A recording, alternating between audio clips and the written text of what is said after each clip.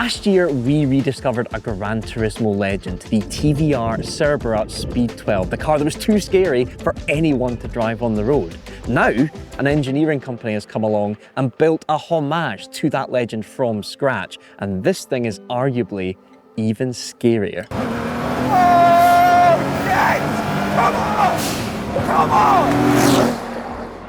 Before we discover what savagery has been created in the shape of this supercar, let's recap the Speed 12 story. TVR wanted a GT1 racing car in the 1990s to take on the McLaren F1, and they came up with this thing, the Cerbera Speed 12. 7.7 litres, V12, an absolute motorsport monster. The regulations then changed, which meant its racing career was far too brief, but amazingly, some prototype road cars were made. The story goes that TVR boss Peter Wheeler took one of them home, and the car scared him to a point where he decided to can the project, with it deemed too savage and too wild for the public. The cars were all dismantled apart from one, the car we filmed with and started up before it was sent off for auction. That car was made in 2003, and 21 years later, this thing has reared its anything but ugly head. This is the TR Speed 12 Turbo, made by Helical Engineering under the TR Supercars brand name here in the UK. They're based in Blackpool, so they're TVR people through and through. In fact, a lot of the employees are ex-TVR. Their day-to-day is valve rotator technology and valved exhaust systems, but in their spare time, they make these things. They've turned up with 3 Speed 12 turbos today. This is car number 1. This is actually an original Cerbera Speed 12 race car chassis from the GT1 days, but under the bonnet is a twin turbo V12 that we'll get to in a bit. If this is the original prototype, then car number 2 is the next step towards a production TR Speed 12 turbo. And then car number 3 is kind of the same as car number 2, but it's left-hand drive and is further down the development cycle. It's got a bit more power, it's had some of the issues ironed out. It's apparently the easiest car to drive of the 3. But for nailing it up and down this runway today, it's going to be car number 2. This is one of the greatest shapes ever put to metal, or carbon fibre in this case. I don't want to keep going over all the points I did in my original Speed 12 video, but just look at this thing. Starting from the back, this is what I call the lower ducktail that continues the rear diffuser. This absolute picnic table of a rear wing. God knows how much downforce that creates.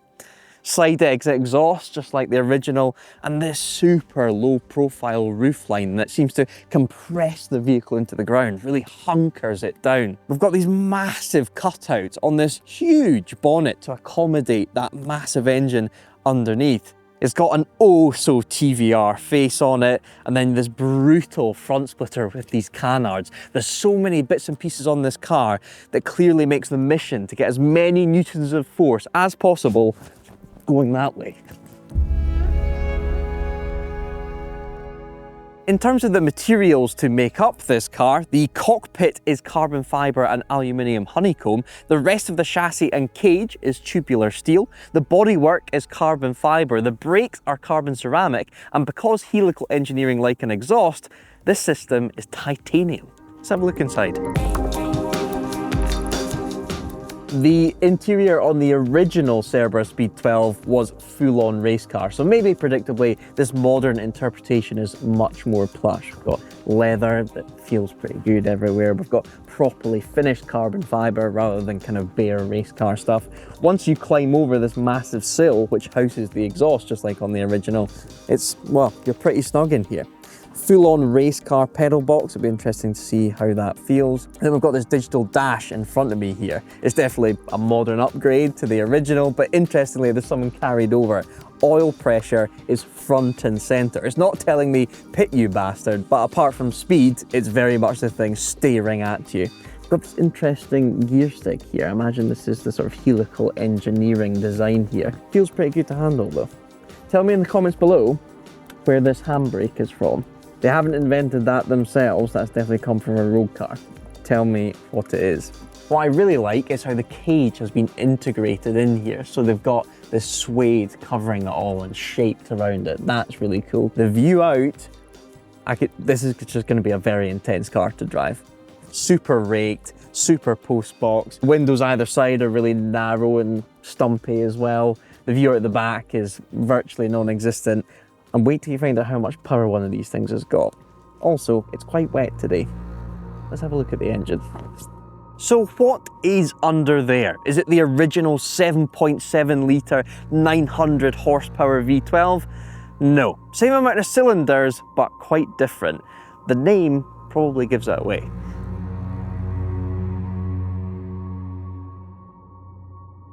That there is a 6 litre V12 from an Aston Martin.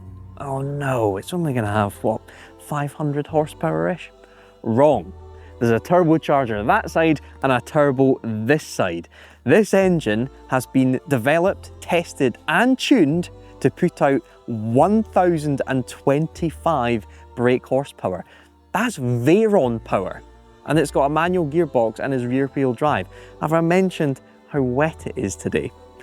I love the look of this engine bay. It's kind of just like the original, super functional, but also incredibly good looking.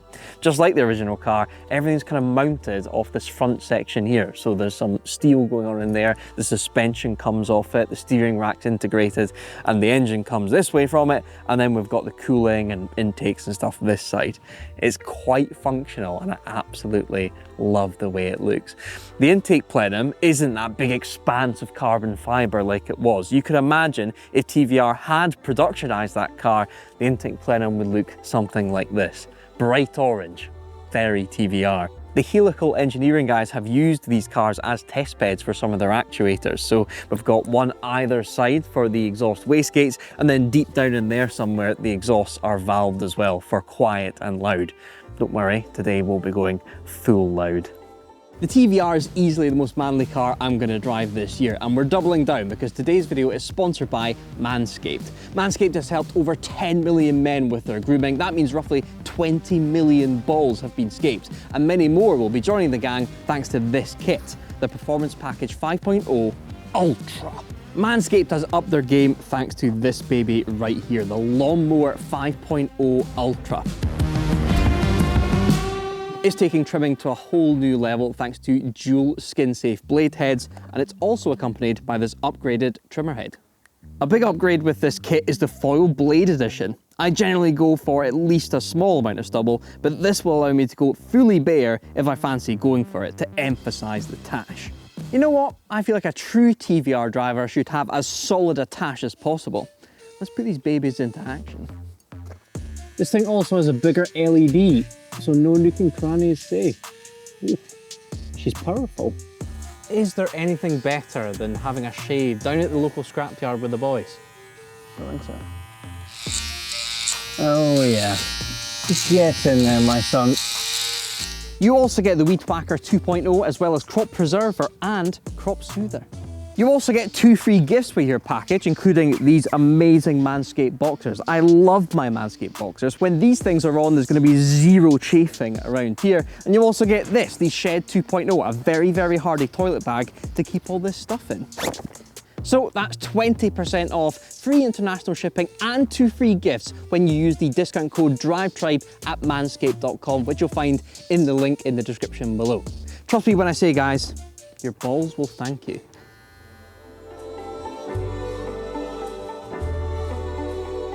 So, the headline stats, I've got them here. 1,025 brake horsepower, 615 pounds-feet of torque, 8,750 RPM rev limit. The gearbox is a 6-speed manual, not to 62 miles an hour in 2.9 seconds. So despite the manual gearbox, it's as quick off the line as a McLaren Senna. Not to 120 in 9.8. Not actually that quick relative to some other cars, and top speed 218 miles an hour. That's theoretical, it's not been tested in real life. I guess relative to the original, which was designed to take on the McLaren F1, that's maybe slightly disappointing. Seems weird to say 218, but it's less. So, how do you start up a Speed 12 turbo? Well, it's not as scary as the race car because it's got a road car engine. So, it's a normal key, 2 turns to get the ignition on, then the immobilizer fires everything up.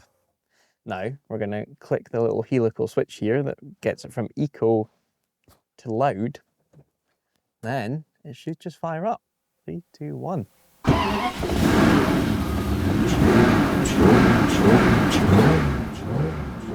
And there we go, it may be a road engine, sounds quite racy to me.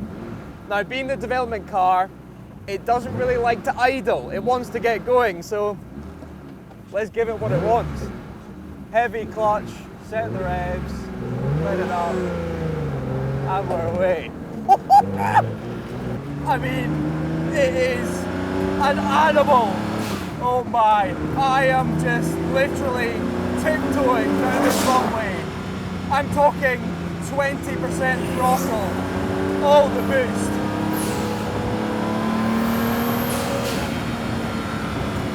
This car's absolutely terrifying. Bloody hell, I'm gonna have to go and take a brave pill. This is absolutely insane. The helical lad said to me when I got in, it was good knowing you.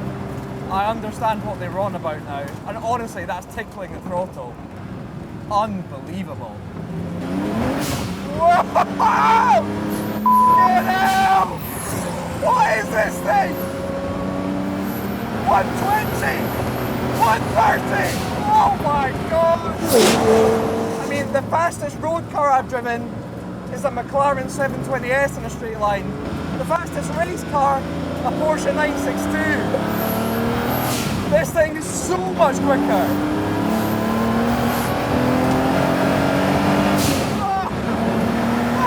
Oh, 130! 140! Oh, Christ, okay. The bonnets come loose. I'm going to need to get that sorted.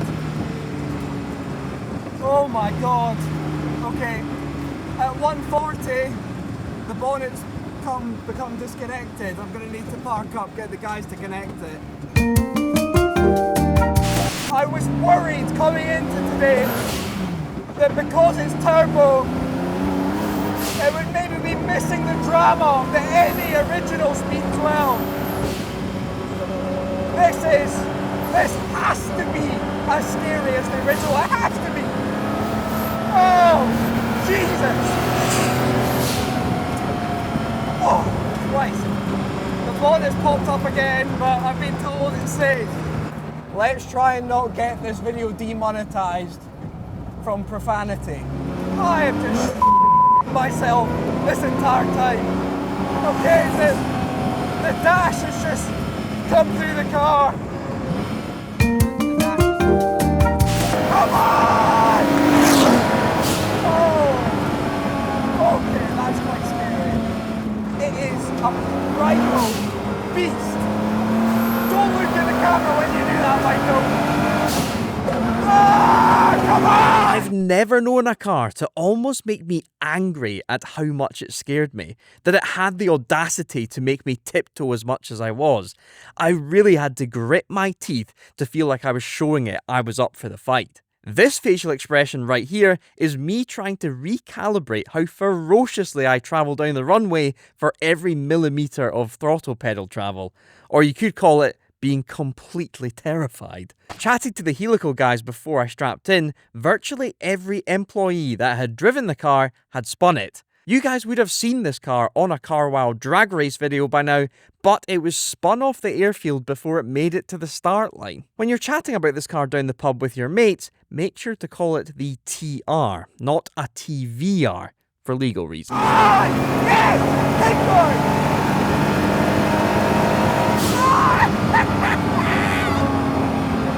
We'll get to the price in a bit. Is it worth it? Where I'm sitting right now, I think it might be, despite what I'll go into. We've got to bring this thing to Dunsfold Aerodrome, get Ben Collins behind the wheel and settle that. It probably won't challenge for the record. It's not really built for that. So I'm proper long endurance racer. Saying that, it is a power track. But I reckon this would go up against some of those serious times. Well done, Speed 12 Turbo. Well done. You've beaten me. You can buy one of these if you fancy owning something this extreme, but this is where an issue arises. The original Speed 12 that we filmed with sold at auction for £600,000. TR Supercars are retailing these things at over $1 million, double the original 7.7 litre NA car. Although there is only one of those, so I guess if you can't have that one, there's a serious price to pay for a similar experience. I think in terms of the value of these cars, something that would play on my mind is the engine. That Aston V12 is an absolute brute, but it's not the original 7.7. That engine would take you straight back to that epic racing era of the 90s into the 2000s. But there is a twist to this tale. The Helical Engineering guys have recently purchased the only other known original 7.7. That engine somehow got squirreled away somewhere after TVR disbanded, and through a twist of fate, it's recently been unearthed. So they've bought it and they're going to rebuild it. But not only do they have that block, they've also got the original engineering drawings. That means not only will they have a working original, they will be able to make brand new 7.7s and put them in their cars. Now we're talking. And if that engine gets to a point where it's being fired up or put into a car, trust me, we will be there. If you like this video, give it a thumbs up. I've been Mike, and don't forget to subscribe to DRIVETRIBE. What a car.